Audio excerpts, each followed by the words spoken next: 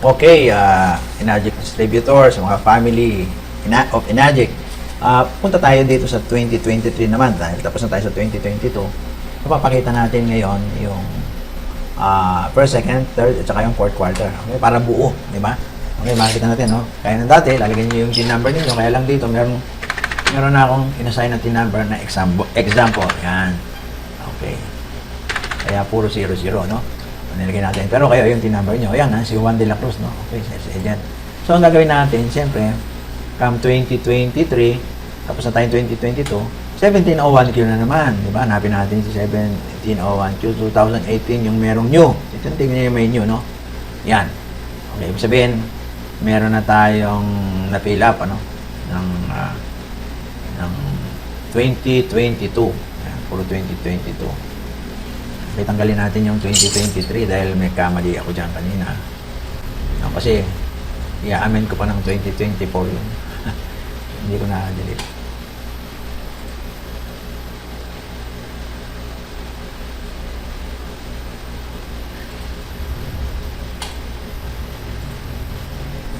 Yan, anyway, kung may mali kayo, i-amen nyo lang naman. So, okay, fill up natin yung dating form natin, yung 1701Q. Again, yung 2024, 2023 na tayo ngayon, ng first quarter. Okay? First quarter tayo. Kaya lang dito sa 2023, ang in-apply ko ay, na example, ay B1 wherein multiple, mixed income siya. Na para bumaba yung deductions. No? Kasi ang laki ng sobra doon sa first quarter, doon sa previous year. So, ang ginawa ko, nag-apply ako ng B1, sinamit ko bago January 15. So, dito tayo ngayon sa single proprietor, tapos dito sa mixed income. So, sa mixed income siya. So, wala kayong 250,000 na exemption. Okay? Anyway, 5% naman dideduct sa inyo. So, lagyan natin yung birthday, 09, 23, 1956. Okay. Citizenship. Okay. Hindi ka nagpalit ng nationality mo. Pilipino pa rin. Okay. No, hindi ka ng tax credit. Hindi naman, no?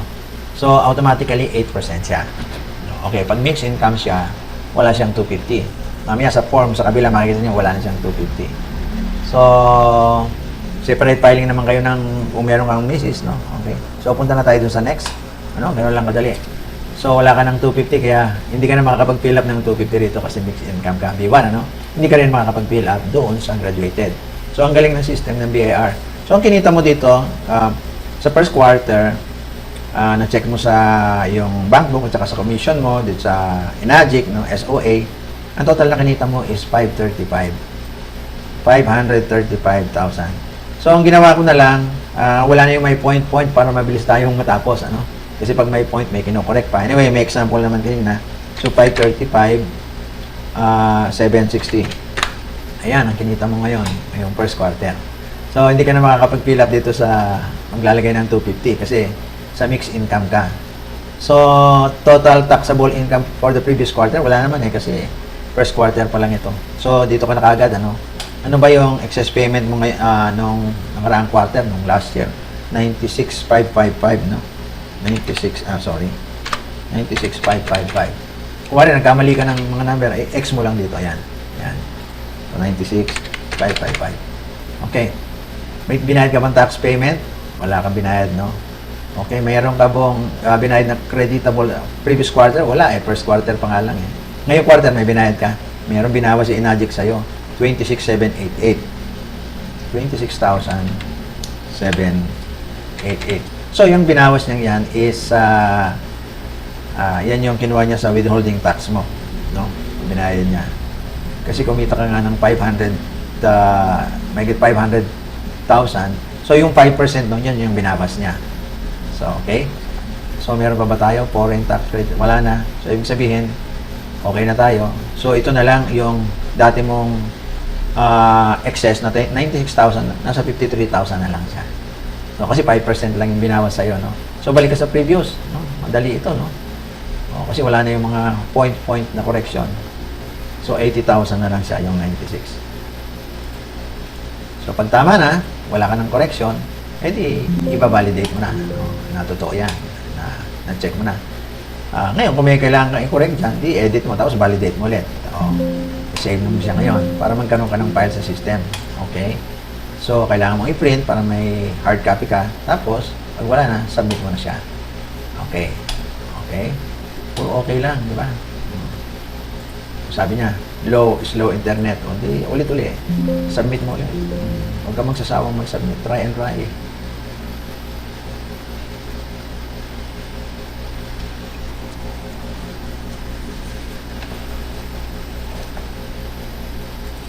Yan, submit successful na. Di okay na. So, tapos na tayo ng first quarter, di ba? Na-report na natin siya. So, makikita nyo yung after mga ilang minutes, 10-15 minutes, lilitaw sa email ninyo yung sinabit nyo sa BIR. Okay? Punta na tayo ngayon sa second quarter. Okay.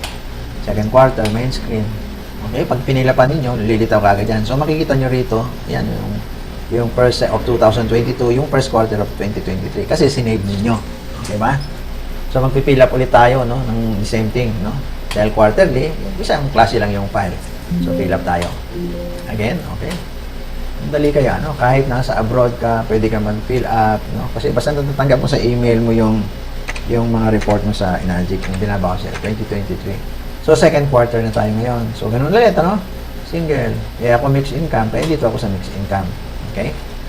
Sa mixed income ako, wala akong 250,000, pero mga 5% na lang.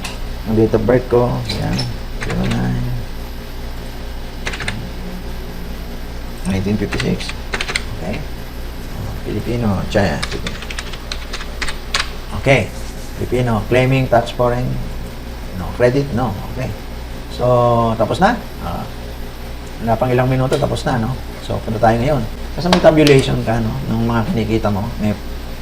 So, ang total na kinita mo naman, nitong quarter na ito, itong second quarter, is 923,000. Yan. 923,000. Okay. Madali, ano? Okay. Tapos,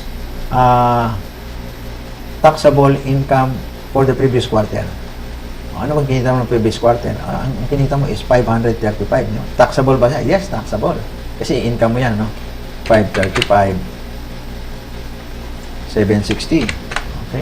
Walang point, no? Okay. So, ibig sabihin, okay, ang taxable sa iyo ay yung 923 at saka yung 535,760. Ang total nun is 1.4 something, ano, 1.4 something million. So, ano yung sobra mo? Excess mo last year? 96,555. Okay. Nagbayad ka ba ng tax? Hindi eh. Puro withholding tax ka eh. Nagbayad ka ba ng tax nung nakaraang quarter? Yes, nagbayad ka. Ang total na binayad mo ay 26,788. So, nagbayad mo, 26,788. So, ngayon, ano ba binayaran mo? Nagbayad ka rin ng tax na 46,150, di ba? 46,150 yun, yung 5% ng kinita mo. So, okay. Okay, 169. Bumaba na yung overpayment mo ng 52,000 from 96. Kasi 5% na lang yung binabayad mo sa BIR. So, pag okay na, reviews tayo. Check, ano, makikita mo, check mo siya, 52, everything. Pagka okay na, validate. No? Wala pang 5 minutes, tapos ka na. Kailangan ba edit? Wala. Save, para magkaroon ka ng save sa file mo. Kailangan mo i-print para may hard copy ka. Wala na, check-in mong ganon. First, second quarter, 2023, single, okay. Itemize, okay na. Submit final copy. Tapos nakagad yung second quarter. Diba? Mabilis. Sabi niya, mahina daw internet. Hindi, ulitin ulit. Submit ulit. Submit final copy. Diba? Okay. Ayan, submit successful. Okay. So, ang dali lang, di ba? So, pupunta na tayo sa third quarter. Kunwari, after 3 months, no, ayan na naman tayo. Magpapile na tayo. Pero pag makikita nyo, pag kinlik ninyo, let's say, galing kayo kung saan, annual, let's say, 1701Q na new. Ayan. Makikita nyo, ito pala yung mga nireport ko. Sa 2022 per second, third, 2023 per second. So, third quarter na fill up. Fill up ka na ngayon. Okay. Diba? Dali. Fill up ka. Ganun naman. Third quarter. Kaya lang, baka makalimutan nyo yung 2023 ngayon. So, single ka. sa mixed income ka, no? Kasi pagka mixed income kasi nag-file ka B1, di ba? So mixed income para 5% lang para mabawasan yung binayad mo ng last year. So 09 23 19 56. Okay. Filipino. Okay. Ang claiming tax hindi naman yun. Oh. Okay. Tapos na, no? Punta na tayo sa next. Kung may record ka ngayon, dito ka na. Dito ka ulit sa 8%. Yung schedule 2. Yung schedule 2. O punta tayo yung third quarter. Meron ka listahan. Ang kinita mo nung July, August, September is 524, 700. Yan. Okay. Okay. Taxable income for previous quarter. Sabihin yung first quarter tsaka second quarter. Ano yung total niya? Ito, may nakatotal na rin dito. So, may cumulative total. 1458 760. Yan. Okay. O, tapos kaagad. Ano ba yung excess mo ng last year? 96,555. Okay. May binayad ka bang tax? Wala eh. Puro ka withholding tax eh. Pag meron ka binayad, di lalagyan mo doon. Bayad ka sa BIR. Yan. GCash, sa bangko. Bayad ka. O, creditable tax withheld for the previous quarter. Ano yung mga binayad mo? Ang total ng previous quarter mo na binayad mo ay 72,938. Okay? 2,938. Ngayon, ngayong quarter na ito, magkano babayaran mo? 26,235. 26,235. Yan yung 5% ng kinita mo ngayon. Okay, pag kinuwenta mo yan siya. Alam niyo ba, natapos na? 37. O yun, 37 na lang kasi 5% na nga lang binabawas sa'yo eh. Okay? So, ibig sabihin yung mga pera nagpupunta sa'yo. No? So, pag tapos na, previous, punta ka doon, check mo. Ayan. Okay. Pag print 37, okay. Validate. Okay. Pag wala ka namang correction, kung nag-edit, pag-save mo para magkaroon ka ng file. Okay. Tapos kung gusto mo print para submit to, wala bang mali? 23, mukhang wala. Submit. Pag magkamali ka, i-amend mo lang, no? Okay. Malapit na tayo, no? Okay, mahina pa rin ang internet. Okay. Ulitin uli. Yan. Submit.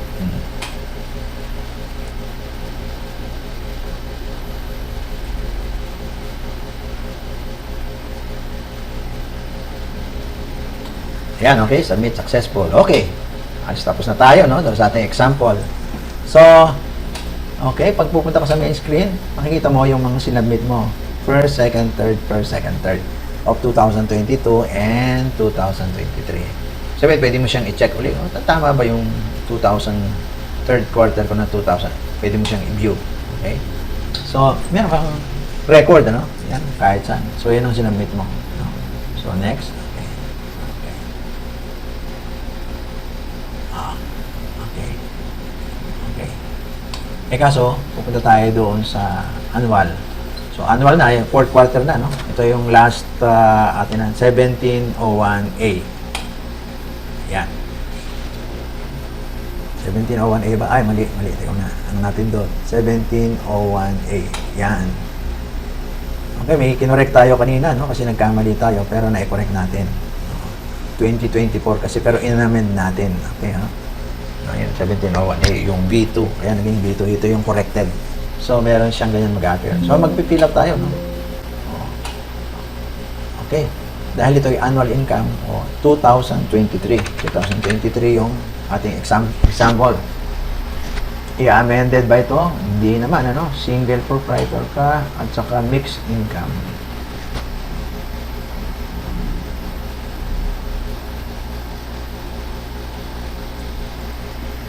Okay.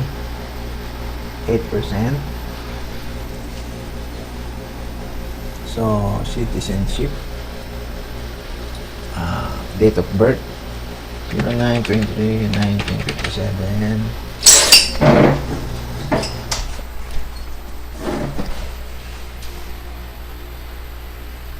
Citizenship. Filipino. Okay, punta tayo doon sa next. So, dito lang siya, no? Ano ba yung total na kinita? Annual kasi ito, kaya first, second, third, and fourth quarter, yung total na kinita mo. No? Idadagdag mo yun dun sa iba. So dito, ang ating example ay 2,971,060. Okay. 2,971,060. Okay. Aha.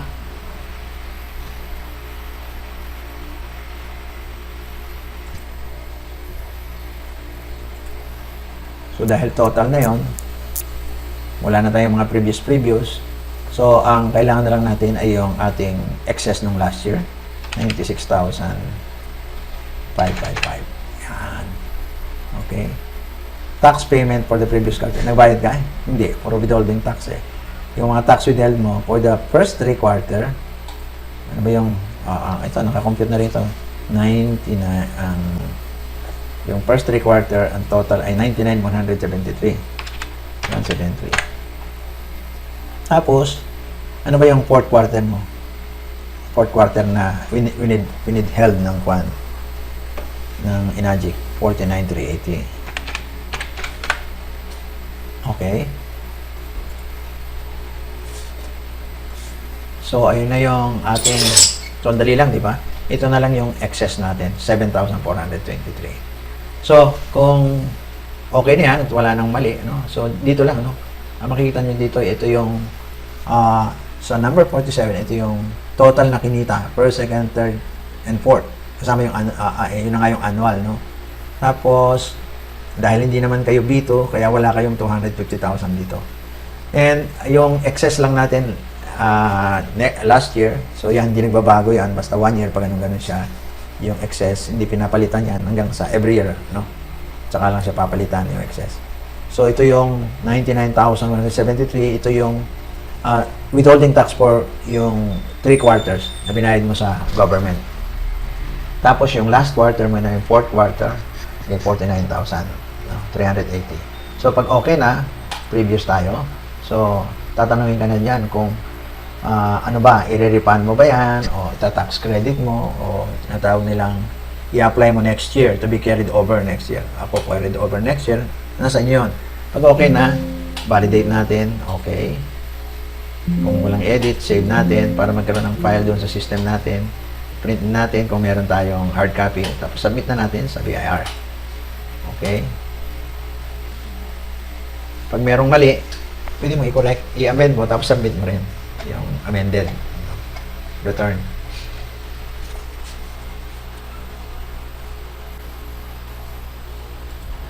Katulad niyan, isang click lang, submitted, successful daw. Okay, thank you. Well, I hope nakatulong po ako sa inyo, mga Inagic family, na ito pwede nyo gawing guide, no? Sa pagpapile nyo, every quarter, every year. And God bless po sa lahat.